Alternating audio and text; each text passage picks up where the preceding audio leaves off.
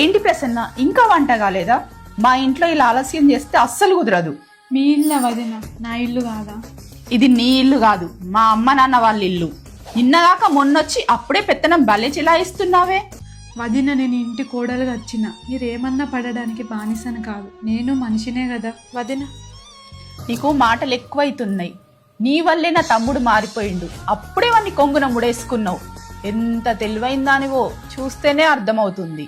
నా ప్రేమతో వీళ్ళందరు దగ్గరయ్యారు తప్ప నేనేం వాళ్ళని కొంగున ముడేసుకోలేదు. పుట్టింట్లో పుట్టడమే నీ హక్కు, కానీ అదే ఇంట్లో పెత్తనం చేయడం నీ హక్కు కాదు వదిన.